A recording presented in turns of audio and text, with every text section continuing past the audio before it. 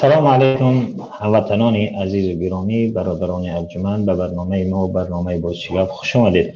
امیدوارم که صحت و سلامت، موفق و بردم و بیغم باشید. شامتان بخیر باد. منم محمود جان فیض رحمانوف، همراه همکار و دوستم برادر بابا جان قیومزاد. انشالله در این برنامه امروز در مورد آزادی صحبت خواهیم کرد. چرا اون ضرور مسئله که میگوید چرا آزادی داده نمی شود بلکه گرفته می شود، انشاءالله در این مورد این بحث و بررسی خواهیم کرد. حالا برادر بابا جان خوش آمدید. تشکر، سلامت باشید محمود جان. با عرض سلام خدمت همه بینندگان بفرمایید، در خدمت هستیم. سلامت باشید برادر بابا جان. یک چیزی که هست مسئله همین آزادی، اول این آزادی چیست؟ آزادی اصلا یعنی در واقع چی است؟ آزادی این رهایی از عبودیت است، رهایی از غلامی است. خیلی که محمد اقبال لاهوری میگوید که این غلام ابن غلام حریت اندیشه او را حرام، یعنی دیگر در اندیشه او چی حریت نیست، یعنی غلامی این یعنی و آزادی این رهایی از غلامی است، رهایی از زنجیرهای عبودیت است، رهایی از منقورتیزم است.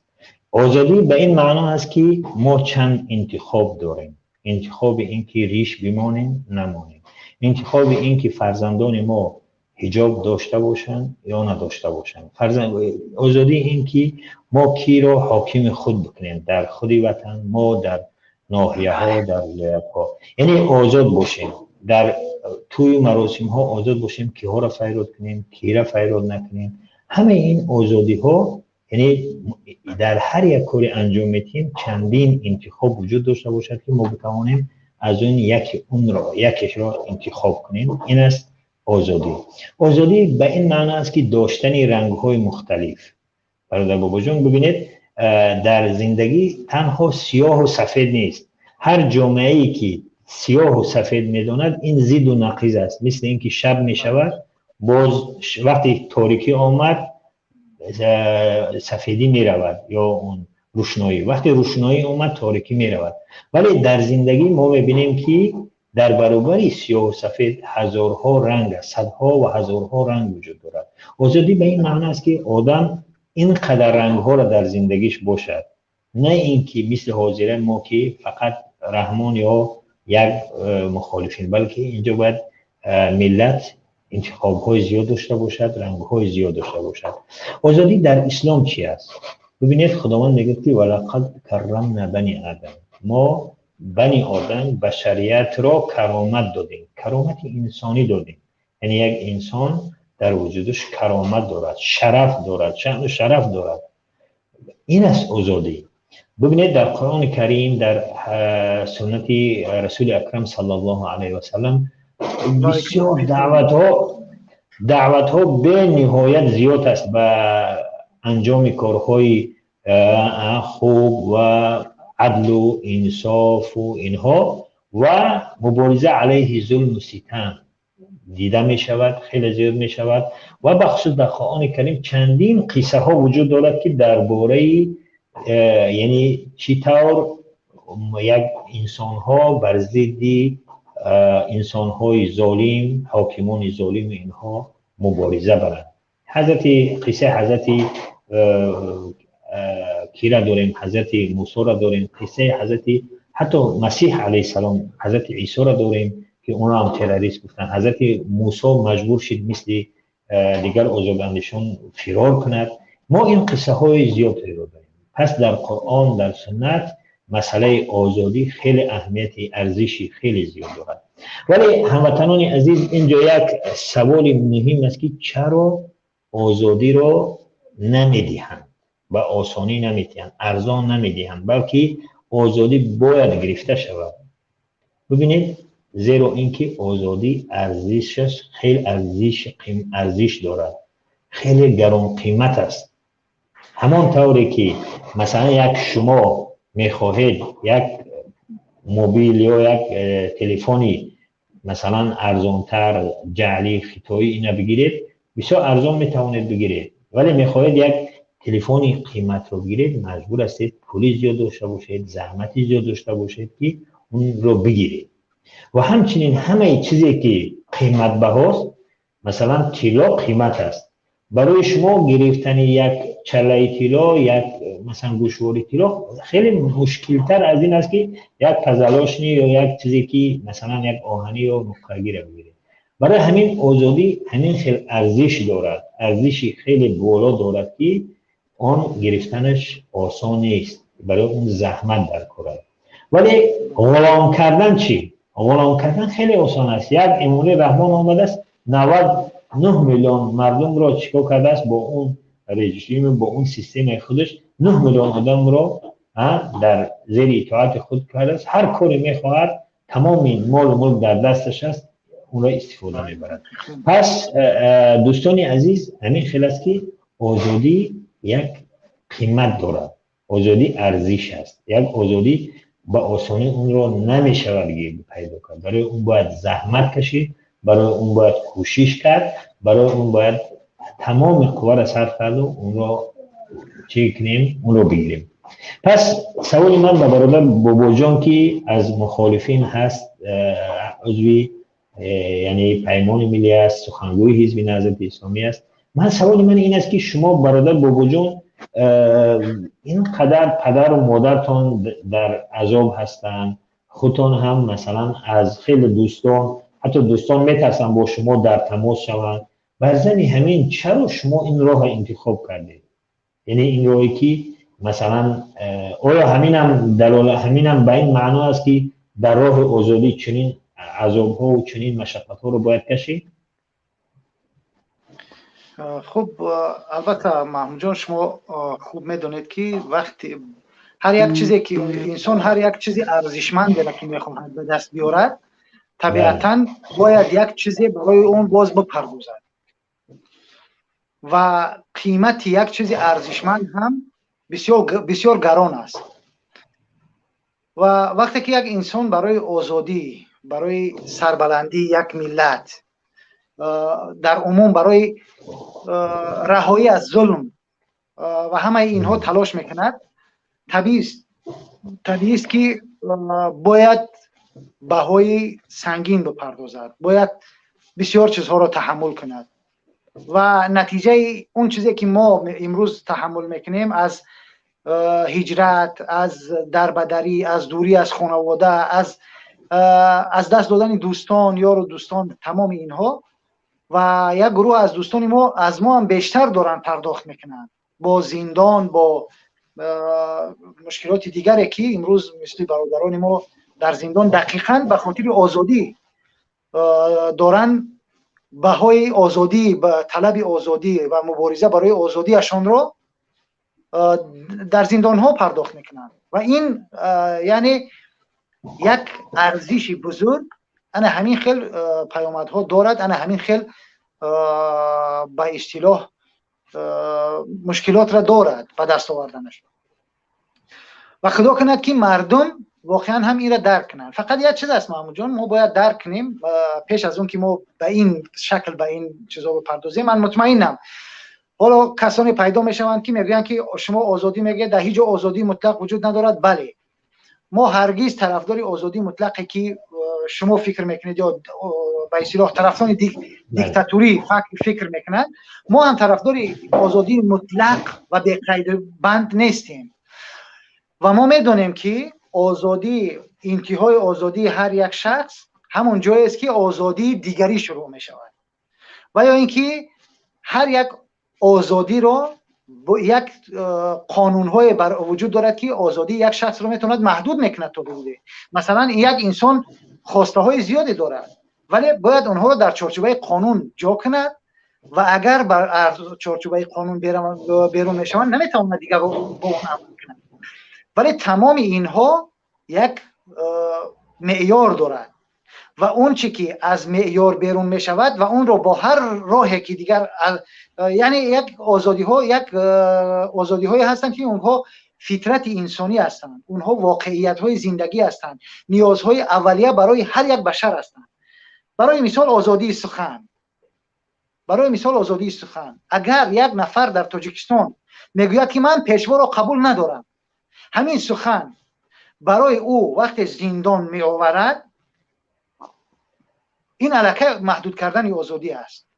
یا اینکه آزادی عقیده، یک نفر میگوید که من قبول ندارم که مثلا ریشم رو بتراشم و این اعتقادی من است، ولی یک نفر میگوید او رو مجبور میکند که ریش بتراشم. یا یک نفر میگوید من باید حجاب بپوشم و این اعتقادی من است، ولی یک نفر میگوید او رو مجبور میکند که رومالش بکشد.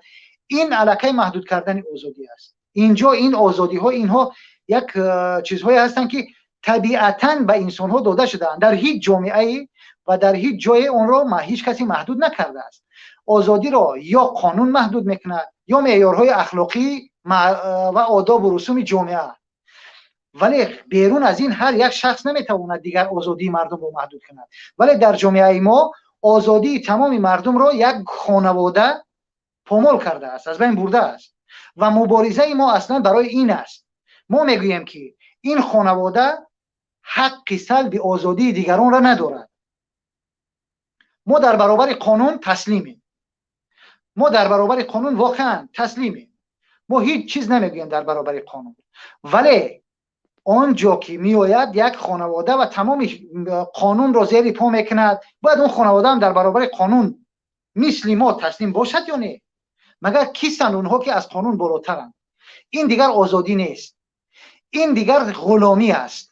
وقتی که یک خانواده میخواهد تمام خواسته خودش بالای یک ملت تحمیل کند، چه اون به نام قانون باشد، چه به نام دستور فلان باشد، یا به نام دستور پیشوا باشد، یا فرمان پرزیدنت باشد، اگر غیر قانونی است این سلب آزادی است، این غلامی است. و این غلامداری جدید را امروز رحمانوف و خانوادهش در سر مردم ما تحمیل کرده ایستادند و این مصیبتی مردم ما است امروز. و ما برای همین یک چگونه این زنجیر غلامی را از پای مردم کندن تلاش میکنیم. مردم بگذار در نزد قانون جوابگو باشن، برابر باشن در نزد قانون. همون طوری که دیگر مردم در برابر قانون جواب میگویند، بگذار رحمانوف و خانواده‌اش هم جواب بگویند. چرا خانواده رحمانوف میآیند راه مردم را پولکی میکنند ولی در نزد مردم جواب پس نمیدهند؟ چرا بودجه حکومت تاجیکستان که در دست خود رحمانوف است در کجاها مصرف میشود کسی نمیداند و یک کس نمیپرسد و رحمانوف هم هرگز در نزد مردم گزارش نمیدهد که این پول در کجا مصرف شد. و خانواده رحمانوف این ثروت گران وزمین کلان خودش از کجا پیدا کرده است؟ و اینجا آزادی وقتی تامین میشود که مردم حقوق داشته باشد، از رحمانوف طلب کند که در نزد مردم در کجا مصرف کردن بودجه را گزارش بدهد. مردم حق دارد در اون جای آزادی مردم تامین می شود که مردم حق داشته باشد در برابر خواسته حسن اسدالله زاده یا در برابر خواسته شمس الله صاحبوف از خودش دفاع کند، بیاید در نزد قانون او را به جوابگری بکشد و در برابر خواسته های او که امروز تمام چیزی ملت را گرفته است و حتی سپرافکای دکتر رو به نام یک شرکت خانوادگی کردند میفروشد، مردم بیاید در مقابل بیستد بگوید نه و این حق را داشته باشد و این حقوق را داشته باشد و این توان را داشته باشد.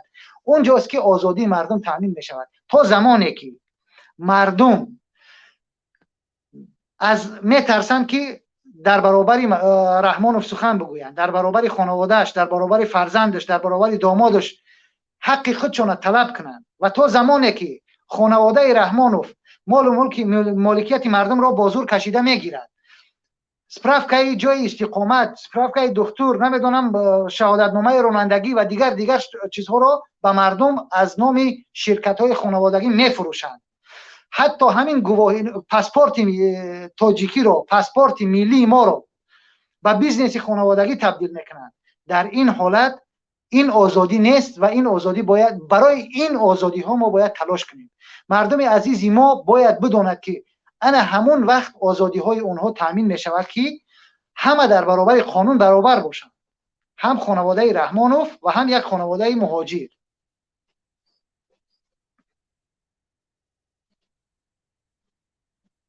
برادر بابا جان، ببینید یک چیزی که حضور گفتید که باید یک واقعیت است که رحمان حدود 30 سال است که در سر قدرت است، ما را سرکوب کرده است. اویا همین اون چیزی هست که بالاتر از جان انسان ها هست، از این بالاتر از یعنی سزاوارتر از این قدر روبرو شدن با این مشکلات است. ببینید اکی دوملا اونی که از پدر عبدالشکور چی نام دارد، اونی که در زندان درگذشت، منانوف، قربان منانوف، قربان منانوف درگذشت، دوملا قربان مخدوم عبدالستار درگذشت، ایشون قندین در زندان درگذشت و حالا صدها نفر دیگر درگذشت، صدها تن دیگر در زندان عذاب میکشند، فرزندان اونها عذاب میکشند.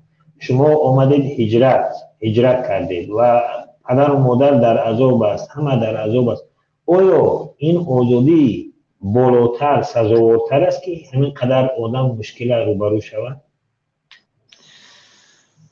واقعا اگر برای یک انسان آزاد فکر کنیم، بله این آزادی ارزش این را دارد. اگر آزادی باشد، ما و شما واقعا میبینیم امروز که یک انسان آزاد در کشورهای پیشرفته، حتی که برای اینکه قانونی که مردم گذاشتن، ما و شما شاهد هستیم که در بریتانیا وقتی که قانونی کرونا ویروس یعنی کووید 19 رو 2 نفر وزیر بود، وزیر تندرستی اجرا نکرد، قانون شکنی کرد، مجبور به استعفا شد، از مردم بخشش پرسید. درست؟ و این نتیجه انا همون آزادی است. وقتی که ما میبینیم که در یک کشوری پیشرفته، یک کشوری آزاد، پرزیدنت یا اینکه نخست وزیر یا اینکه یک وزیر میآید و از مردم بخشش میپرسد، یا اینکه میآید در برابر قانون زانو میزند و از مذهب استعفا میدهد، این ارزش آزادی است. این یعنی آزادی. این وقتی که ما میبینیم تمامی معیارهایی که شما محمود جان، یک چیز است، همین آزادی واقعا هم ریشه تمام پیشرفت ها است، اساسی تمام پیشرفت ها همین است. شما ببینید کدام کشوری که همین آزادی به این حد دارد که حکومتش رو خودش انتخاب میکند مردم و حکومت ها از مردم وابسته هستند، در تمام این حکومت ها یک چیز است، همه پیشرفته هستند. اکثریت اینها، نمیگم همه ها رو، ولی اکثریت 90% اینها حکومت های پیشرفته هستند. چرا؟ چون که وقتی که یک حکومت، یک پرزیدنت و تمام وکیلاش و دیگر وزیراش و رئیسای ناحیه و محل و نمیدونم دیگرش از مردم وابسته هستند، اونها تلاش میکنن که برای مردم کاری بکنن و یک تلاش میکنن که یک چیزی برای مردم بدهند و این است که مردم میتونن برای مردم خدمت میکنن و اگر خدمت نکردن مردم اونها رو مثل کشورهای پیشرفته از برکنار میکنن یا حداقل 4 سال بعد انتخاب نمیکنن. ولی وقتی که یک نفر میاد در یک حکومت، در بالای اون حکومت 30 سال میشیند و هیچ کس اون رو تغییر داده نمیتوند، او طبیعی است که برای ملت کاری نمیکنه، او برای مردم کار نمیکنه، او برای خودش و برای خانواده‌اش کار. ولی برادر باباجان ببین، همه ما و شما تاجیک هستیم، میبینیم که مثلا پدر و مادر از همه چیز بالاتر است. درست است؟ یعنی یک ارزشی است که خیلی بلند است. درست است پدر و مادر. ولی بله مثلا شما آماده هستید که پدر و مادرتون عذاب بکشن ولی در این راه برین. آیا مثلا این جای تعجب نیست که مثلا یک آدم در زندگیش دارد پدر و مادر دارد یا برادر و خواهر دارد، ولی برای شما اون قدر فشار میارن بالای پدر و مادر، ولی باز در این راهتون روان. آیا این راه شما بالاتر از پدر و مادر است؟ ببینید محمود جان، پدر و مادر من اون قدری که عذاب میکشد، پدر و مادر هر یک مهاجر تقریبا همون عذاب میکشد. وقتی که یک پدر و مادر فرزندش در مهاجرت کاری در وطن جای کار نمییابد، اون در هجرت پدر و مادرش عذاب میکشد. درست؟ از دست همین حکومت چندین مردم با ظلم همین حکومت هیچ مخالفتی با این حکومت ندارن شاید، ولی فقط به خاطری نمیدونم منصب باشد یا به خاطری نمیدونم ثروت باشد، هزاران نفر هستن که در زندان هستن و پدر و مادرشون که عذاب میکشن. درست است؟ عذاب میکشن. وقتی که یک مهاجری بیچاره در روسیه میرود و زیر شکنجه و عذاب اسکینهدها و نمیدونم کلاتراشیدهای و فاشیستای روس قرار میگیرد، پدر و مادرش عذاب میکشد. درست است؟ بله. ولی اگر همین حکومت آزاد باشد و یک رهبر درون باشد که دلش برای این ملت بسوزد و از این مهاجرها از تمام ملت حمایت کند، دیگر هیچ پدر و مادری عذاب نخواهد کشید. من فکر میکنم که امروز اکثریت پدر و مادرها همون عذاب را میکشند که پدر و مادر من میکشند، ولی اونها برای چی عذاب میکشند؟ برای اینکه فرزندشون در روسیه مهاجر است و از دست فاشیست ها، از دست دیگر یا حداقل فرزندشون در روسیه یک مشکلات به سرش میآید، یک بار شکایت میکند یا از درد علمش یک نوشته و یک ویدیوی مخالفین لایک میموند، 9 سال زندان میشود. آیا عذاب اون کمتر است؟ ولی اگر یک حکومت آزاد باشد، همه پدر و مادرها آزاد خواهند بود، راحت خواهند بود. دیگر هیچ ظالمی پدر و مادری را به خاطر یک لایک یا به خاطر اینکه از حکومت تاجیکستان شکایت میکند، مگر اون فراموزی که از بدخشان نامزدیش را پیشنهاد کرد چقدر فشارش آورد؟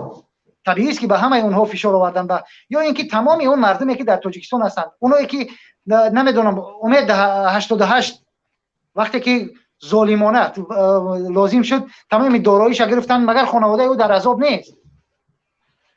ولی اگر یک ظالم از بین برود و یک حکومت واقعا هم مردمی سر قدرت بیاید، دیگر هیچ پدر و مادری به خاطر فرزند شکنجه نمی شود و دیگر هیچ پدر و مادری برای اینکه فرزندش در روسیه از بی‌حقوقی و از ظلم دیگران رنج میکشد چنین عذاب نمیکشد و این واقعا ارزش این را دارد. از طرف دیگر اگر امروز شاید پدر و مادر من عذاب میکشند یا پدر و مادر دیگران عذاب میکشند، مطمئن باشید اگر در آینده کمی یک آزادی به مردم داده شود، دیگر اونها عذاب نخواهند کشید، مردم بعدی عذاب نخواهد کشید، برادران ما، خواهران ما، فرزندان ما در آینده راحت زندگی خواهند کرد و برای خود یک چیز خواهند داشت و ما این آزادی این ارزش ها را دارد.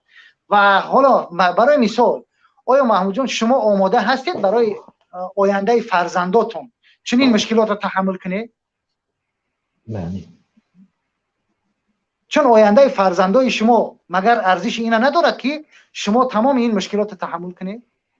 طبیعی است. برای همین فکر میکنم که چنین من سوال برادر بوجود، من سوال رو به شما دادم.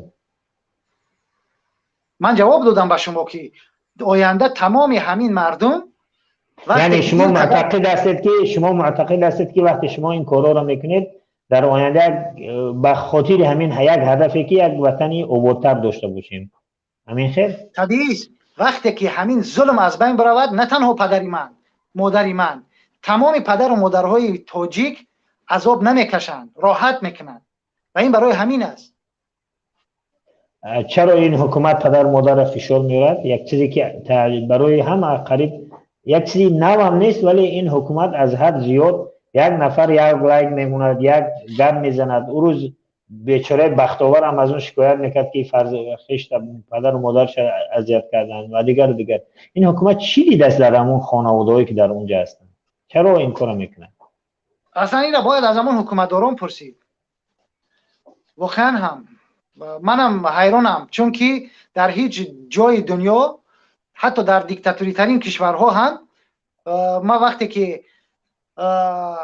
همین چند روز پیش یک نوار مناظره چیزها رو تماشا میکردم، مناظره نامزدهای پرزیدنتی رو تماشا میکردم، یک نفر به نام بوریخان سلیموف، خدا بیامرزد، اون درگذشته است در این روز، نامزد پرزیدنتی در سالهای 90 در تاجیکستان بود. اون من نوارش رو پخش کردم در کانال خودم، البته اگر مشاهده کرده. در اون میگه که من وقتی که گپم رو هیچ کس گوش نکرد، در سکه نامه نوشتم و بردم در بالای موزله لنین گذاشتم.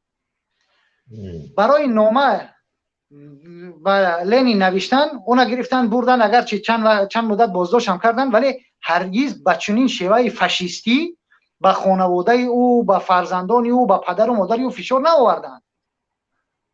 حتی در زمان شوروی به چنین شیوه ظالمانه مردم را شکنجه نمیکردند. به خاطر یک نفر تمام خانواده را شکنجه نمیکردند. ولی این خاص این حکومت است که باید از خودشان پرسید که این وحشیگری را برای چی انجام میدهند و از کجا به میراث گرفتند؟ بله واقعا هم همین خیلی سوال میاد، بسیاری از مردم سوال میکنن که همین مخالفین چی شده است که مثلا اونی که چاپلوسی میکند مثلا حدی اقل یا فایده میبیند یا حدی اقل خودش از ظلم حکومت دور میکند، گویا گفته من آدمی نزدیک گفته یک چیزی تا یک حدی را چی میکند. ولی این مخالفین چرا مثلا بسیار کس فکر میکند که شاید مثلا بابا جان حکومت را انتقاد میکنه یا پیشوا را از پیشوا انتقاد میکند، شاید یگان منفعتی دارد، همین خیلی فکر میکنن، یا میگن که خواجگان خارجیشون با اونا کمک میکنن یگان، یعنی شما مثلا همین خیلی مردم فکر میکنن. مثلا استاد کبیری مال و ملکش گرفتن، خانواده‌اش از چی با اون نوسش حمزه چی قدر فشار آوردن، برای دیگران هم همه مخالفین چی از 24 نهضت و چی حتی اون ژورنالیستان مستقیم که اونا همه اینها فکر مردم واقعا سوال میکنن که چرا این قدر فشار میارن،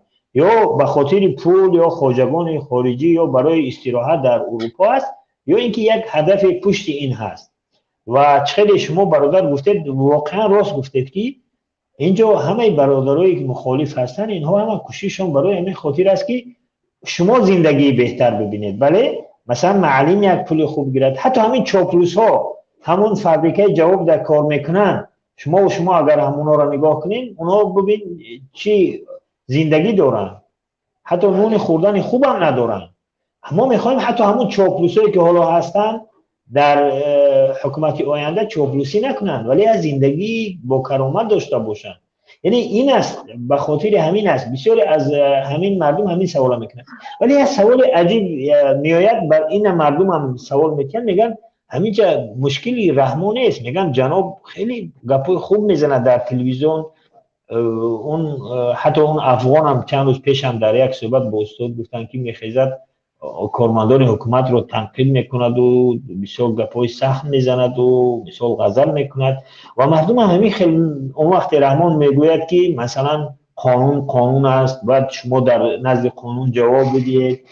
و یعنی حتی همین ظالم ها از واژه های زیبای عدل و انصاف و حقوق انسان و آزادی و از اینا صحبت میکنن.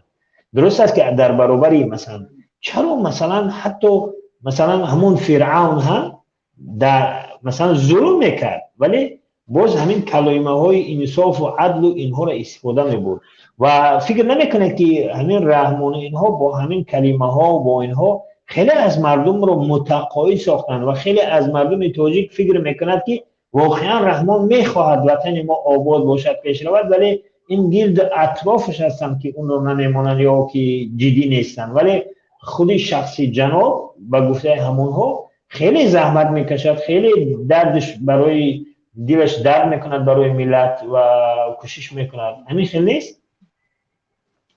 شما با این باور دارید؟ نه من باور ندارم، ولی من میگم که همین مردم، خیلی از مردم من باور ندارم ولی خیلی از مردم باور دارن. همین خیلی نیست؟ درست است، ولی یک واقعیت است که مردم هم دیگر باور ندارند. ما فکر میکنیم که مردم بیشتر تحمل دارد تا اینکه باور داشته باشد، زیرا که مردم میداند الکی که تمامی دوستان ولی چند روز پیش نه ولی یک دقیقه چند روز پیش مثلا محیدین کبیری رهبر پیمان گفت که اکثر مردم با این چیزی که رحمان اینها میگوید در تلویزیون، برای که مردم فقط تلویزیون ندیده است باورش میکنن گپای رحمان. خب بگذار که هر کسی گفته است، حالا من فکر میکنم که مردم دیگر باور ندارد، مردم فقط تحمل میکنند، مردم راهی دیگر نمیبینند. واقعا هم زیرا من به این باور رسیدم که اکثریت مردم الکی درک کردن که تمام این مشکلات آنها از رحمان و خانواده اوست. من شاید چون دیگر هیچ کس در جمعیت شاید راضی نباشم به این گفته شما دوستان. خب شما حق دارید، من میتونم با گفته شما موافق نباشم، شما میتونید موافق نباشید، ولی این واقعیت است که من فکر میکنم این واقعیت مردم به این درک رسیدن. نه ببین دوستان، همین شما ادنا کلاسنیکی بدروید، شما مثلا اینستاگرام بدروید، شما مثلا حتی در فیسبوک ببینید هر یک نفر بسیاری از مردم عادی حتی بعضی زیایی ها صورت رحمان را میمانند که جناب خدا نگهبان تو شما این تکرده و شما نمیبودید کشور ما با افغانستان تبدیل میافتد. یعنی این یک چیزی من نگفتم. من اگر شما در شبکه‌های اجتماعی بدروید این چیزا را میبینید. بعضی مردم با این گپ‌هایی که رحمان میگوید که باید قانون ولی باشه اکثریت نیست محمود جان، حتی در شبکه‌ها هم اکثریت نیستن. حتی در شبکه‌ها هم اکثریت نیستن. آدی یک برادر تاجیک مسلم برآمد. به هر حال همین یک ما چند نفر میبرویم محمود جان با اونو فرصت بتیم شاید حال گپ و خبر زیاد است. ما برای همین باشه. نه مثلا گپ و چیز به خیلی زیاد است. ببین دوستی عزیزم یک چیز دیگر که مثلا مردم شما را انتخاب ببین محمود جان شما گفتید با من موافق نیستید. حالا شما موافق نیستید، من دلایل خودم بگم بعد شما دلایلتون بگید. وقتی که من با مردم صحبت میکنم امروز، پیشتر وقتی که من صحبت میکردم هیچ کس به این باور نرسیده بود و میگفتند همین مشکلات همین وزیرا هستن، همین رئیسا هستن، همین هستن. ولی وقتی که من با مردم صحبت میکنم، من با مهاجر صحبت میکنم، با مردمی که در داخل هستن بعضی‌هاش صحبت میکنم. قبلا با من زیاد صحبت نمیکردند اگرچه، ولی امروز بیشتر صحبت میکنم. با خیلی از مهاجران وقتی صحبت میکنیم، با دیگر صحبت میکنیم، من الکی میبینم که مردم درک کرده است. واقعا هم مردم درک کرده است و مردم میگه همه این مشکل ما زیر سری همین یک آدم است و تمام مشکلات ما زیر سری همین خش تبار همین است. اگر همین با خش تبارش دفع شود همه خوب میشه. الکی مردم این سخنها در میان مردم رایج شده است. و برای مثال من چند نفر رو میشناسم که یکیش کارمندی مکتب بود، زوج مکتب در خود کلوب، یک دیرکتور یک باغچه بچه‌ها در کلوب. خب یک نفر دیگر چی میگن صاحب کار بود. همه اینها خیلی چندین نفر اینها یک زمان فقط فکر میکردن که همه مشکلات همین رئیس‌ها هستن، رئیس‌های ناحیه و اینا، ولی جناب بگناه هست و اون فرشته نجات هست به اصطلاح. ولی همونها امروز به این نتیجه رسیدن و میگن که شما راست میگفتید. واقعا هم مصیبتی ما دست همین خودش و همین اولادش هست و این کم نیستن این چیزایی که من میبینم. و امروز من الکی اینا رو در دیده ایستادم در بین مردم و این خودش دلیل این است که اکثریت به این نتیجه رسیدن. اکثری مردم به این نتیجه رسیدن که واقعا هم مصیبتی ما از دست این خانواده است.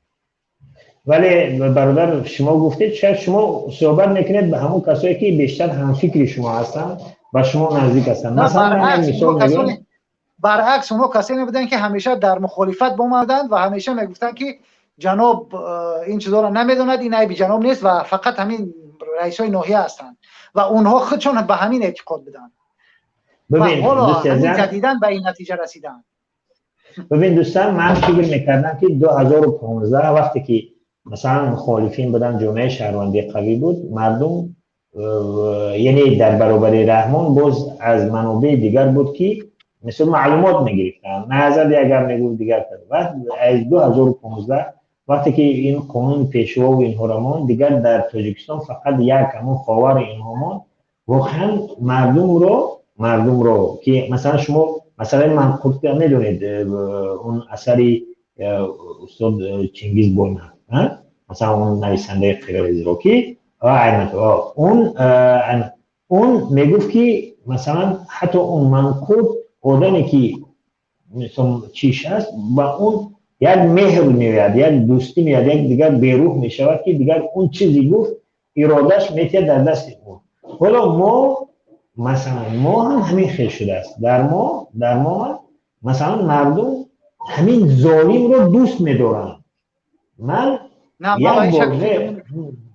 ببینید من حالا مثلا مردم هستن بگذار مردم فکر نظرشون بگن، ولی من فکر میکنم که به این معنی نه که من مثلا اینو مثبت بدونم. برای اینکه وطن مردم رو در جهل نگاه کرد و همیشه فقط تلویزیون و رادیوی حکومتی هست و همیشه تبلیغ رحمان هست و مردم نمیدونم 50% این قدر مردم مخصوصا آدم هایی که در قشلاق جا و اینها هستن باور میکنن که رحمان این نجات بخش است. رحمان اومد، اگر ما رحمان رو نمیداشتیم وطن ما نمیدونیم چی میشد. متاسفانه مردم همین خیلی است. این چیزی است که ما رو میفورن نمیفورد. من واقعیتی را میگم که در میبینم. مثلا چند روز پیش در فیسبوک میدیدم که رحمان مثلا یک جو همین تو 6 دست، در حالی که ملت رو همین به همین جا آورده است، ولی خیلی مردم رو میبینید که شما مثال همین خیلی فکر میکند که مشکل در رحمان نیست. رحمان این خیلی انسان خوب است و خیلی جناب زحمت میکشد، ولی اونهایی که در گرد اطرافش هستن اونها مثلا چی دارن ویران میکنن و یک چیز است وزیر، اگر شما دقت کرده باشید اکثریت مردم ما مهاجر هستند. تقریبا خانواده این است که یک مهاجر نداشته باشد. تقریبا همینطور است در کشور، درست؟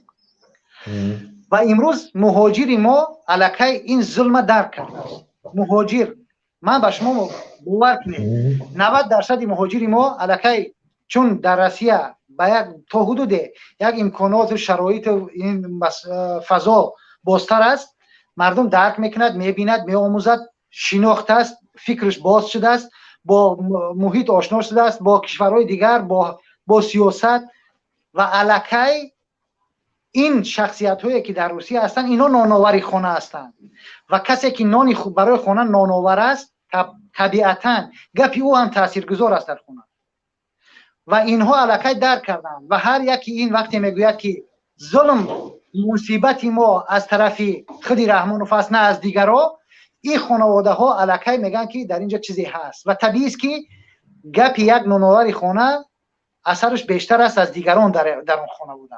درست، من شما را قبول دارم که فضا را رحمان و بعد 2015 به یک طرز ساخت، ولی شما مطمئن باشید که مردم آب هم اگر در یک جا بسیاری بد بماند میگندد، بو میگیرد و علاقه این بو گرفته است برای مردم، دیگر یک چیزی بدبو شده است. علاقه خسته شد مردم از یک چهره، از تعریف، از شنیدن یک کلمه ها، از تمام این توصیف ها. علاقه مردم خسته شد، علاقه مردم بیزار شد و به همون حد رسیده است. و وقتی که مهاجر از روسیه میگوید که برادرو این است و مثلا مشکلات و مصیبت ها این است، طبیعی است که مردم ما اون هم میپذیرند تا اینکه تلویزیون تاجیکستان مردم گپی نانآوری خونه‌ش گوش میکنند تا اینکه از گپ تلویزیون به هر حال من چندان موافق نیستم. اونم تلویزیونی که 24 ساعت یک چیز و یک نفر نمایش میتید. هرچند من موافق نیستم، ولی به هر حال حالا مثلا شما که چی هستین؟ بگذار مردم نظرشون بگویند. بگذار مردم از مردم خواهش کنیم مردم نظرشون بگویند. بله، هر برادری که میتواند ما را گوش دارد میتواند همون لینک رو زیر کند و فکر نظرشون بگوید. دوستان شما متخصصی یعنی روانشناس هستید. همین سوال همین جا است که همون در منقورتیزمی که همون مفکوره منقورتیزمی که چنگیز ایتماتوف مطرح کرده است، میگوید که غلام اون سید خود را، ارباب خود را دوست می‌دارد، یعنی به یه حدی میاد که یک میل می‌کند. و در تاجیکستان به نظر من عددی خیلی زیادی رحمان را، هرچند ظلم از همه مشکلات، منبع همه مشکلات هم باشد، یک شکلی مردم اون را دوست می‌دارند. نمیدونم مثال در تمام کشورهای دیکتاتوری این هست و شما مثلا این عدد کمتر می‌بینید، ولی سوال من این است که چرا یک مثلا غلام سید خود را دوست می‌دارد؟ یک عبد، یک غلام، یک همین چیز اونه که در بالاش ظلم کرده است، اون را زنجیر بسته است، اون را دوست می‌دارد. شما یعنی چه می‌بینید؟ همچنان از نگاه روانشناسی چه این مسئله را چه شرح می‌دید؟ ببینید محمود جان، پیش از این که یک غلام به حد این برسد، یک قصه دیگر است در این باره صحبت دقیقاً بیانگر همین فضا، همین قضیه هست. بگو. وقتی که در اولین بار همین مبارزه های آزادی خواهی با وجود آمد و غلامان را آزاد کردن، غلامان وقتی رفتن گشتن یک کم این طرف اون طرف گشتن، گفتن آخه ما حالا با این شکل کجا میریم؟ ما جای رفتن نداریم، ما نمیدونیم چیکار کنیم، ما گشنگی میمیریم. گشتن آمدن به نزد همون ارباباشون و گفتن که ما را آزاد نکنید، ما را بنده و ما را غلام خودتون نگه بداره که ما از گرسنگی میمیریم. این تفکر و این پیشفرض ذهنی اونها در نتیجه انا همون غلامیت با وجود اومد. وقتی که انسان ها همیشه فکر میکنند و اونقدر به اونها گفته میشود که شما اگر برای مثال همین مثلا 92 را فراموش نکنید، صلح آوردین. بله، وقتی که همین قضیه تبلیغ میشود که اگر رحمانوف از قدرت برود جنگ میشود، این دقیقاً انا همون ذهنیت رو با وجود آوردن است که اگر رحمانوف برود جنگ میشود، پس بگذار همین رحمانوف بیستد. همه مثل همون غلامایی که فکر میکردن اگر آزاد شوند از گرسنگی میمیرند، امروز فکر میکنن که اگر رحمانوف برود جنگ میشود. ولی بازم تکرار میکنم محمود جان، ما در اینجا یک به اصطلاح پیلوس داریم، یک جنبه مثبت داریم که مردم ما الکی از تاجیکستان بیرون شدن و از هر یک خانواده ما مهاجر داریم در روسیه که اونها در روسیه فضای نسبتا آزادی است دیدن و از طریق اینترنت که در تاجیکستان نمیتونن با آسانی با او دسترسی پیدا کرده و وارد شده در مسائل دیگر، و همین مهاجرایی که با ما و شما در ارتباط میشوند، تماشا میکنن مخالفین رو و در ارتباط هستن، اونها همه این چیزها را پیدا کردن و این آگاهی را دارن و اونها لکه میدونن که دیگر رفتن رحمانوف برابر با جنگ نیست، رفتن رحمانوف برابر با زندگی بهتر است برای ملت و این چیز را الکی اونها درک کرده ایستادن و ما هم باید که این را به مردم بفهمونیم که رفتن رحمانوف یعنی همین قشر باید دیگر الکی از این تفکر غلامی نجات بیابد. و دقیقاً همین افکار مثل همین هستند که یک قصه بسیار جالبی هست شما درباره همین غلامی گفتید، منقورتیزم گفتید. یک فیل سیرک هست در یک قصه، یک فیل سیرک هست و یک نفر سیرک باز یک فیل بزرگ را میگیرد، برای خودش با یک ریسمان بسیار باریک در پاش بسته است و هر چی میخواهد با او انجام میدهد، میخواهد این طرف میبرد، میخواهد اون طرف میبرد و هر چی که دستوری که میدهد فیل انجام میدهد، همش میشود، همه کار رو میکند. بعد یک نفر از بالا نگاه دارد، میبیند که این فیل با یک ریسمان بسیار باریک بسته است که اگر یک بار پاش این طرف کند باید این ریسمان کنده شود، ولی چه ریسمان باشد یا بند باشد که در پای فیل بسته شده است و فیل اون نمیکند، باریک است با وجود این چه ریسمان باشد. بعد این آدم که بسیار کنجکاو بوده است همیشه میرود به نزد سیرکباز، میگه که همین سیر همین ریسمانی که در پای فیل شما است سیرش در چی است؟ میگه برای که میگه این فیل با این بزرگیش میتونه اگر یک کم ترچی کنه باید بکنه، نکی چرا نمیکنه؟ بعد این سیرکباز میگه که سیر میگه در این بند نیست، سیر در ذهن فیل است. وقتی میگه این فیل خیلی مایده بود، نو تولد شده بود، من همین ریسمانی باریک خطی پاشو بستم و دیگه فیل در وقت نمیتونست مایده که بود این قرق بود، نه این طرف که پاش یگون مایده تکان میداد، این بند هیچ جای اون را رفتن نمیمون. با همین فکر بزرگ شد همین فیل، همین فیل همین قدر بزرگ شد، همین بند در پاش بود و وقتی که بزرگ شد این بند در پای فیل بود، دیگه حاضرن فکر فیل با وجود یکی فکر که این قدر کلان شده است، حاضرن فکر میکند که اگر هر کار کند این بند نمیکند و الا اگر فیل یک بار پاش سخت‌تر تکان بتید این بند کنده میشود و این در واقع انا همون ذهن فیل است که او را اسیر کرده است، نه این رسم. و دقیقاً مشکلی مردمی ما هم همین است و مشکلی انا اون منقورتیزم هم همین است. اونقدر به مردم تبلیغ میکنن، میگوین که مثلا اگر رحمانوف برود جنگ میشود، اگر شما طلب آزادی کنید سال 92 میشود، اگر مردم میتینگ کنند باز گرسنگی میشود، اگر حکومت تغییر کند نمیدونم افغانستان میشود. همه تبلیغات دقیقاً انا همون ذهن مردم رو با اینها پر میکنن و در واقع اینها هیچ ارزشی ندارن.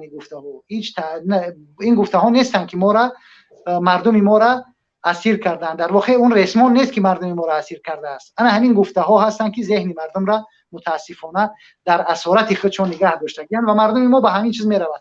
ولی امروز باز تکرار میکنم که من به این باور دارم که مردم مهاجر الکی این سری ریسمان و ذهن فیل رو الکی درک کردن قضیه را و آهسته آهسته به این سمت میروند که همون چیزها را پیدا کنند و بیدار شوند، به اصطلاح از این بند رهایی پیدا کنند و مطمئنم که این به هر حال من فکر میکنم که این عدد راه طولانی تر از اون است که شما فکر میکنید که همه مردم فهمیدن. من فکر میکنم که برعکس، حالا در فیسبوک یک چیزا دیدم، یک پیشوای ملت به نام پیشوای ملت ایمان رحمان یک گروه هست، گروه در فیسبوک 33,000 عضو دارد و این مردم است دیگر باید خیلی زحمت کشید که این مردم رو فهموند و در حالی که همه چی در دست حکومت وجود دارد. ولی یک سوال دیگر این است برادر بابا جان، شما مثلا فکر نمیکنید مخالفین در به همین شکل رسیدن رحمان یا خودکامه و همین به همین حد رسیدن شما هم دست دارید؟ یعنی شما احساس گناه نمیکنید که مثلا وقتی صلح شد، بعد صلح رحمان در وقتی جنگ خیلی ضعیف بود ولی رحمان هر چیز شد بعد صلح شد، همین خیلی شما احساسی در اینجا مخالفین نباید احساسی گناه کنند در این مسئله؟ بله درست است، من قبول دارم، اگرچه شاید گفتنش سخت است، تلخ باشد، ولی ما هم در این تقویت شدن دیکتاتور شدن رحمانوف نقش داشتیم متاسفانه و باید این اشتباه رو بپذیریم و برای جبرانش تلاش کنیم. چرا نه؟ بسیار خوب. یک چیزی که در تاجیکستان هست، حالا در همین باره که آزادی گرفتن می شود نداده می شود، یک مسئله هست. بسیاری مردم فکر میکنن که خود رحمان شاید بخواهد که همین در تاجیکستان آزادی بیاید و مثلا مخالفین هم میگفتن که ما از رحمان خواهش میکنیم که مثلا فلان کند و آزادی بدهد و دیگر و دیگر. آیا واقعا دیکتاتور به خواهش خودش تغییر میتید؟ مثلا استاد میدین کبیری به این نظر هستن بعضی شخصیت های هستن که آماده بعضی گذشته هستن، ولی در عموم یک دیکتاتور به خواهش خود آماده است که اینقدر مثلا رفاهیت، اینقدر مبلغ، اینقدر نفوذ، اینقدر قدرت، اینقدر مثلا در دست دارد هر کاری میخواد بکند این را از دست بدهد؟ آیا آماده است با خواهش خودش اصلاحات بیاره یا اینکه باید مردم فشارش بیارن مثل کشورهای اروپایی که مثلا مثل ترامپ میخواد یه وقتی که مثلا در امریکا دید همون مزه پرزیدنتی را چشید دیگر تمام میکوشش دارد که دیونواره برگردد، ولی قانون است در اونجا. آیا یک دیکتاتور به خواهش خودش آماده هست تغییر بکنه از قدرت مثلا خودش برود یا اینکه باید مردم مجبورش کنن که برود؟ یک بار اگر به تاریخ نگاه کنیم محمود جان، هیچ دیکتاتوری با خواهش خودش نرفته است و با خواهش خودش برای مردم بهبودی نآورده است. یک واقعیت است و یک واقعیت دیگر این است که همین حق انسان، حق و حقوقی که یک انسان دارد به او دسته هیچ کس آورده تقدیم نمیکنه. یک انسان حق خودش، حقوق خودش باید طلب کنه و اون حق و حقوق اگر طلب کرده شود مطمئنا انسان میتواند به او دست یابد از طریق همون طلبها، فشارهایی که وارد کند. و وقتی که انسان مردم طلب میکند از یک دیکتاتور، طبیعی است که دیکتاتور مجبور میشود عقب نشینی کند و با مردم یک امتیازهای را بتید، آهسته آهسته زندگی مردم رو بهتر کند. ولی هرچی مردم با اصطلاح در مدح و ثنای یک دیکتاتور پیشرفت کنند، مطمئنا اون دیکتاتور حقوق مردم رو بیشتر پایمال میکند و اونها رو بیشتر ظلم میکند و ثروت اون ملت رو بیشتر نابود میکند و برای خودش و برای خانواده‌اش مصرف میکند و بیشتر پولی مردم رو به بانک‌های خارجی خواهد برد و بیشتر اگر هر چی یک دیکتاتور رو بیشتر مدح کنند، راهاشون رو بیشتر پولکی میکنند، نلاکشون رو بیشتر بالا میبرد، برقشون رو قیمتتر میکند، آبشون رو قیمتتر میکند، نمیدونم هم از مصیبت را بالاشون آوردن میگیرد، زیرا که فکر میکند که این مردم عاشق چشم و ابروی اون هستند. ولی اگر مردم حق خودش طلب کند، مطمئن باشد که هر یک دیکتاتور در مقابل اراده مردم قرار بگیرد، عقب نشینی میکند، بالاخره ظلم میکند، شاید یک بعضی ها را زندان کند، فشار بیارد، ولی بیند که مردم از او طلب دارند، مطمئن باشه عقب نشینی خواهد کرد. ولی با چنین شکلی که مردم ما مناسبت میکنند با مدح و ثنا و با این، مشکل است که به حق و حقوق خودشون دست یابند. آیا با همین محیدین کبیری رهبر پیمان و با این مخالفین در بیرون هستند و چند نفر دیگر از دیگر گروه ها و اینها، آیا میشه رحمان به اینا گوش بدهد یا اینکه ملت حالا آماده نیست؟ چی فکر دارید؟ من فکر میکنم فضا خیلی تغییر کرده است، مثل پیشتر نیست. اینا رحمان درک میکنه؟ اینا رحمان درک کرده است؟ بله 100% درک میکنه. چی دلیل داری؟ چی دلیل داری؟ ببینید محمود جان، وقتی که در سال 2015-2016 بود، چقدر فشارها بالای خانواده مخالفین زیاد بود و چقدر کم بود همین چیزها در رسانه ها، در همه جا صحبت ها کم بود، مخالفین اعتراضاشون کمتر بود از هر طرف. ولی امروز شما ببینید در روسیه، در اروپا، حتی از داخل تاجیکستان اعتراض ها در رسانه ها در همه جا وجود دارد. الکی مردم میتوانند جرأت پیدا کردن، جسارت پیدا کردن که سخنشون حداقل در رسانه ها آشکارتر بگویند و این خوب است. این بهبودی است برای چی؟ و این نشان میدهد که مردم الکی کاری مخالفین در خارج نتیجه داده است و مردم آهسته آهسته دارن بیدار میشن، چه از روسیه و چه از داخل تاجیکستان. شاید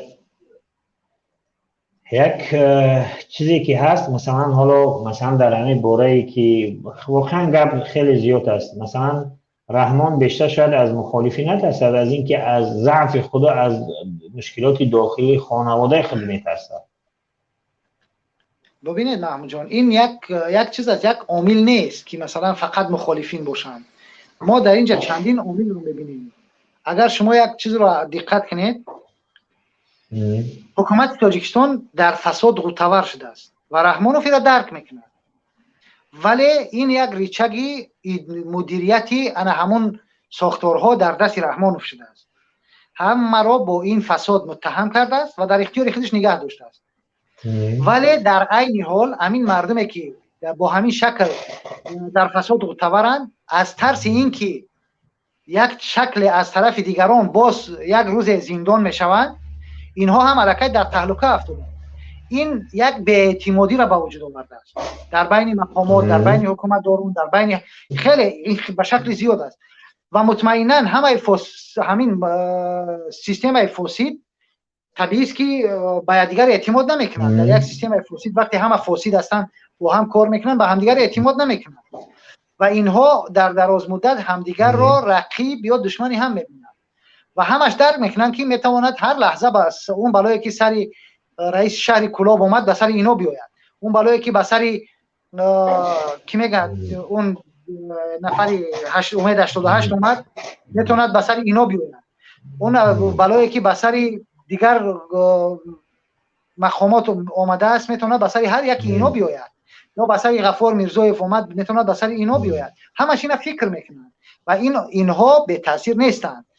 از طرف دیگر خانواده رحمانوف به حد نفوذ کرده است، به حد مثل همون زهر پیچک در تار و پود این حکومت و مقامات پیچیده است که الکی همه مردم تقریبا دارن خشک میشوند ریشه هاشون. دیگر مردم و اونایی که در حکومت هستند، دیگر مقامدارات اینا درک میکنن، اینا میبینن و اونها هم احساس خطر میکنن و طبیعی است که همه این دست در دست هم میدهد و وقتی که رحمانوف یا به اصطلاح میمرد یا به طور از قدرت میرود، تمام این عامل ها در حرکت میدرویند، تمام این ساختارها، تمام این به اصطلاح کلان هایی که در داخل حکومت هستن اینا در حرکت میدرویند و طبیعی است که وضعیت یک شکل تغییر میکند تا حدودی، ولی در عموم بیشترین تاثیر را باز هم مردم خواهد داشت. اگر مردم حرکت نکند، طلب نکند، با چنین کلان ها و جنگ کلان ها زیاد دور دوام نمیکند. اونها باز بین هم یک چیزایی را تقسیم میکنن و توافق میکنن، از بین میرود. ولی این مردم است که باید طلب کند، بخواهد و اون چیزهای لازم رو برای خودش پیدا کند.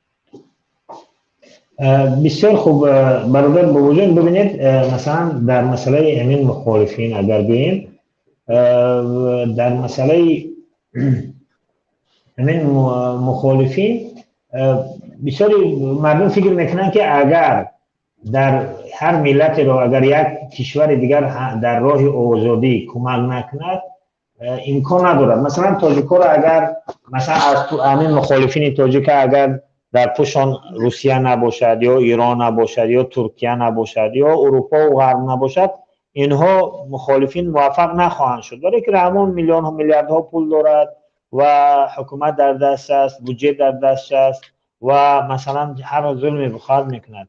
آیا واقعا برای پیروز شدن علیه رحمان نیاز به این داریم که یک کشور یا یک مثلا غرب و اینا در پشت ما باشن ما را کمک کنند برسیم، یا اینکه برعکس مثلا، یا برعکس نه ولی مثلا تکیه بالای خودی ملت باید بیشتر کرد، با ملت جدی باشیم؟ خیلی است. ببینید محمود جان، ما در همین مدت تجربه کردیم، خیلی چیزها را دیدیم. شما بیاید همین آخرین مثال ما اگر برای خودمون مثال بگیریم، همینه قدرت ها، حکومت ها، در هر کسی که باشد با یک نیروی صحبت میکنن و مذاکره میکنن که قوی باشد، با یک نیروی که پایگاهی مردمی داشته باشد. شما نگاه کنید ما در حال حاضر چی میتوانیم داشته باشیم اگر مردم در کنار ما باشد، ما با مردم باشیم و مردم درک کند که واقعا هم خودش یک قدرت است و نیروی مردم میتواند تمام ابرقدرت و تمام کسانی را که در قدرت ما هستند، در حکومت ما هستند، به زانو بنشاند، این را درک کنند، ما به نتیجه میرسیم. مطمئن باشید. و این نتیجهش همین است که طالبان وقتی قدرت گرفتند همه با اونها وارد مذاکره شد، صف بسته ایستادن مردم که با اونها مذاکره کنند. میبینید که امروز روسیه و تاجیکستان و ایران و ازبکستان و همه میخواهند با طالبان مذاکره کنند، چون که اونها یک قدرت نظامی دارند. اگر ما قدرت مردمی هم داشته باشیم، مطمئن باشید که همه قدرت ها، چین و روسیه و ایران و ترکیه و نمیدونم ازبکستان و همه مطمئن باشید خواهند خواست با ما در رابطه باشند، با ما رابطه میکنند و هیچ قدرت بالاتر از قدرت مردم نیست. بسیار خوب. ولی به هر حال مثلا در سالهای جنگ، در اون سالهای 90 در طرف مخالفین بسیار از حکومت ها بود، مثلا پاکستان کمک میکرد، دیگر کشورها بود. حالا مثلا شما فکر دارید که باید با ملت باشید، یعنی این مهمتر است، یعنی از اینکه مثلا یعنی معتقد هستین که اگر ملت در بر ملت باشید دیگر ضرورت نیست که یک کشور حتما در برتون باشد؟ ببینید محمود جان، یک چیزی عادی، همین مهاتما گاندی در کنارش کی بود؟ یا اینکه نیلسون ماندلا؟ ولی در مقابل او یک ملتی پیشرفته بود. مثلا در مقابلش بریتانیا بود که یک انگلیا بود که خیلی عقل و فراست داشت. ببینید درست عقل و فراست داشت، ولی اون هم به آسانی از دست نمیداد اون جایگاه و نفوذ خودش در هند. هرگز نمیخواست که اون قدرت جایگاه و اون حکومت خودش در هند از دست بتید، به آسانی نمیداد. ولی چون مردم در مقابل مردم هند قرار گرفت و مهاتما گاندی توانست مردم در کنار خودش داشته باشد، واقعا هم بریتانیا رفت. نیلسون ماندلا چی؟ اون که سالها جنگید، تمام چیزا رو تحمل کرد، تمام کشتارها شد، همه اینها شد، ولی مهاتما گاندی، نلسون ماندلا هم بالاخره آمد، مردم توانست جمع کند و به نتیجه رسید. یا اینکه شما فکر کنید که همین مارتین لوتر کینگ وقتی که حرکت ضد نژاد پرستی خودش شروع کرد، به هیچ کشور دیگه تکیه نکرد، به مردم سیاه پوست تکیه کرد، به مردم تکیه کرد که واقعا هم حقوق خودشون طلب کردن. و در امریکا ظلم کم در بالای مردم سیاه پوست نبود در اون زمان، ولی توانست که این عدالت اجتماعی رو، این برابری نژادی را در اونجا به دست بیارد و موفق شد. و هیچ کشوری در پشت اینها نبود، ولی مردم بود و اراده مردم بود که اینها را توانستن با اون موفق شوند. و امروز هم اگر ملت تاجیک، مردم تاجیک واقعا خواستار آزادی شوند و همون گونه‌ای که برای نان شب، برای تامین روزگار مردمشون تلاش میکنند، برای آزادی هم تلاش کنند و اون را بخواهند، واقعا اون روز مطمئن باشید که دیگر نه رحمانوف و نه هیچ کسی دیگر، نه با پولش نه با نیروی نظامیش پیش راهی این اراده مردم گرفته نخواهد توانست. بسیار خوب. حالا برای آزادی که مخالفین تاجیک سعی کوشش دارن، بعضیا به این نظرن که مثلا همون گپی که منسوب به گاندی هست ولی از گاندی نیست ولی بسیار منسوب میکنن، میگن اول به شما را نادیده میگیرن و بعدی مثلا میگن اول شما را نادیده میگیرن، بعد به شما بروی شما میخندن و بعد با شما جنگ میکنن و بعد اون شما موفق میشین.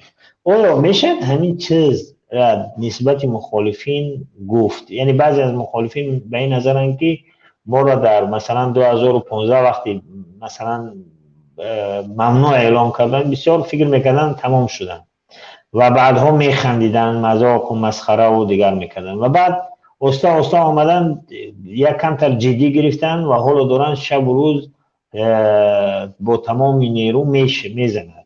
یعنی همین تسلسل در مخالفین هم یعنی راست میگیرد؟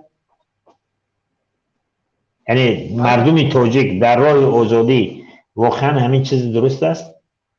بله، اون چی که میبینیم درست است.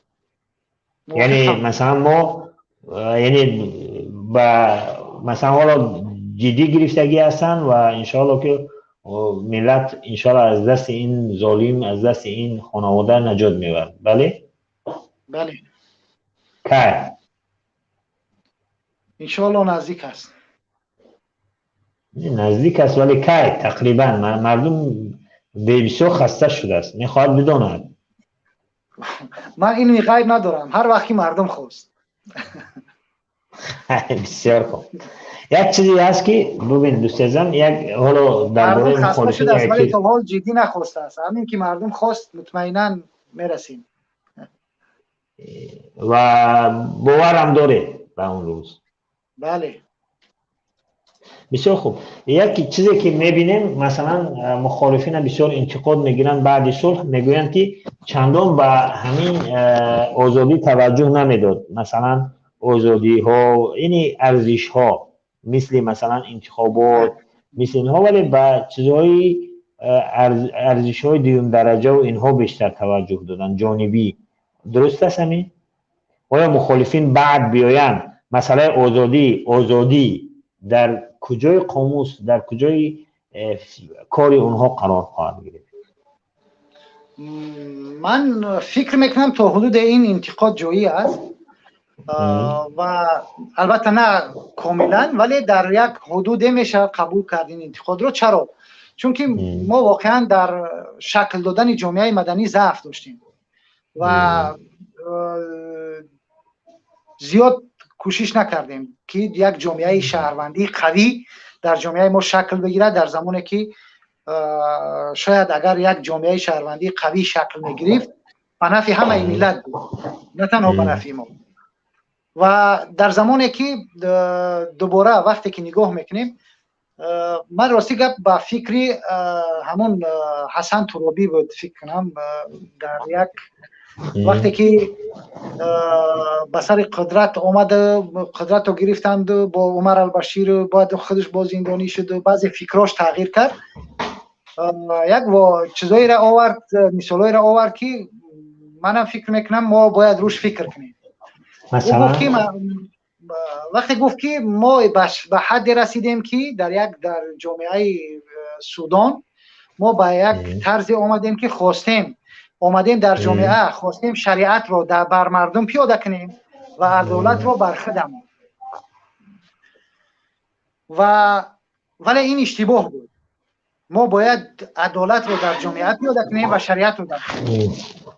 و من فکر میکنم که واقعا هم برای مثال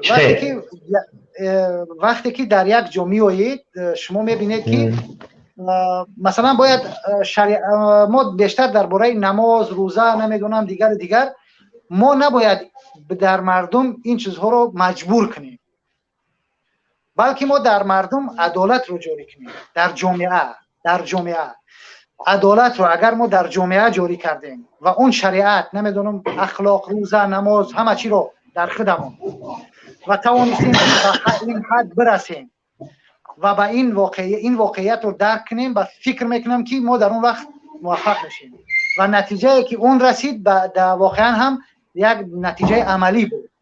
و هر وقت ما مخالفین در جامعه تاجیکستان به همین نتیجه برسیم که در جامعه عدالت جاری شود و در شخصیت خودمون شریعت، من فکر میکنم که اون روز است که آغازی پیروزی ما خواهد بود.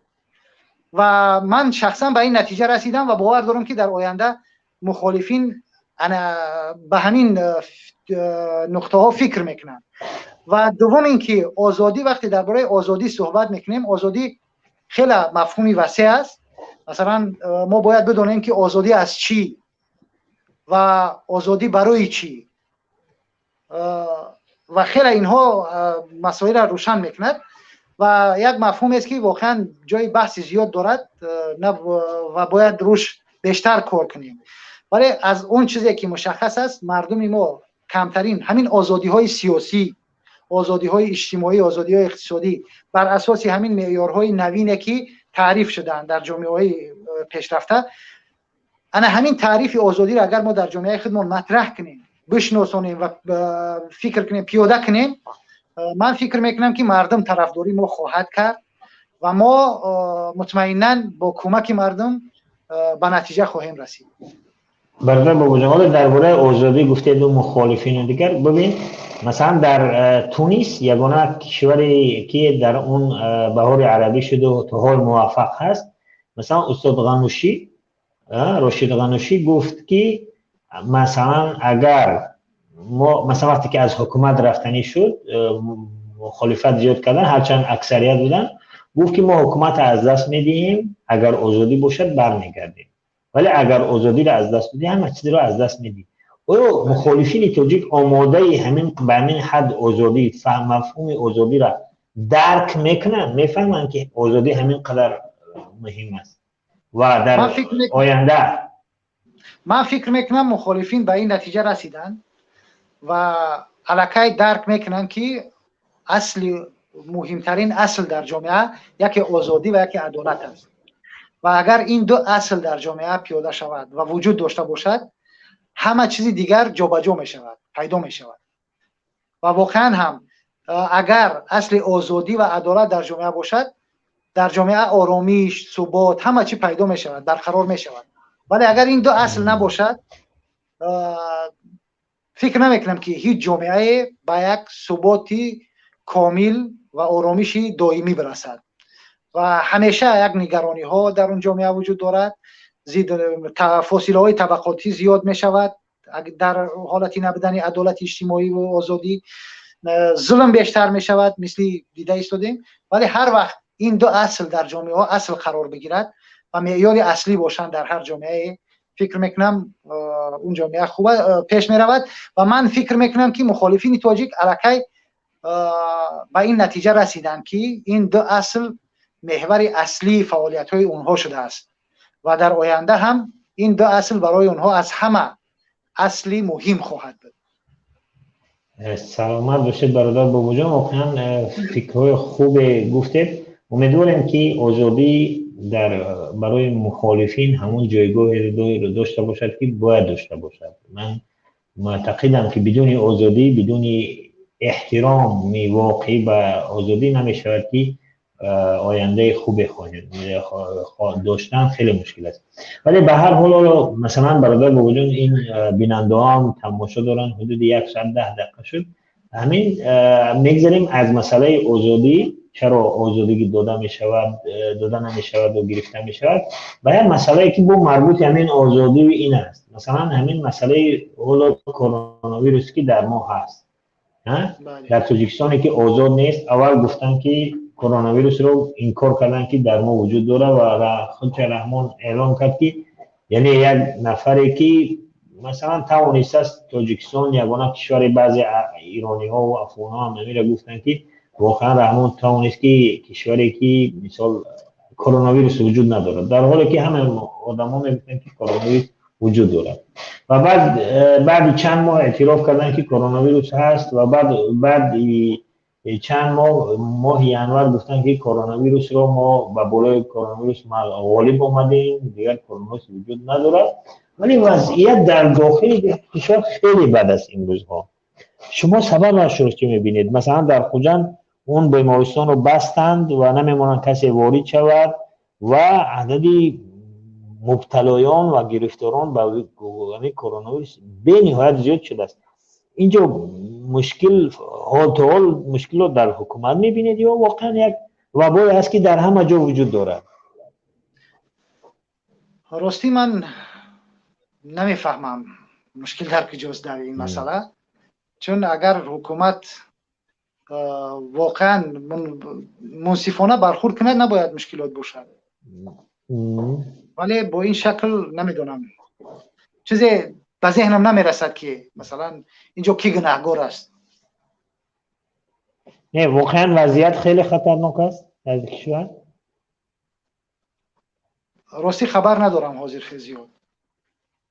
بله واقعا خبرها خیلی زیاد است که در کشور خیلی زیاد است و حتی چندین مسئولین هم گرفتار شدگی هستند، مقامات شخصیت های معروف. به هر حال امیدواریم از همه بینندگان و هموطنان عزیز خواهش میکنیم که در این روزها خود را احتیاط کنند و به خشتبار برسانند که در مسئله کرونا ویروس احتیاط کنند، تباعد اجتماعی را نگاه دارند و انشاءالله که این وبا هم خواهد گذشت و ما انشاءالله یک روز معمولی خواهد اومد.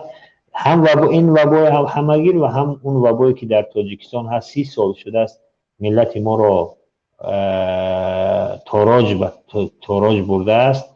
انشاءالله از هر دو وباها انشاءالله ما نجات خواهیم یافت و انشاءالله امیدواریم که چقدر برادر بابا جان گفتن برای آزادی زحمت‌های زیادی میکشند. خداوند همه برادران و همه خواهران و هر مبارزی که برای در راه آزادی امروز چی به شهادت رسیده است، چی امروز در زندان هست، چی در خارج از کشور زحمت میکشند، چی در داخل و چی مهاجر، خداوند همه اونهایی که زنده هستند از این مردم خداوند حفظشون کنه و اونهایی که گذشتن خداوند جاشو جنت فردوس بکنه. یک بار دیگر برادران خواهران برای اینکه با ما بوده تشکر میکنم. برادر بابا جان قیوم و تشکر. انشاءالله خدا یار و مددگارتان باشد تا برنامه بعدی. خدا نگهبانتون باشه.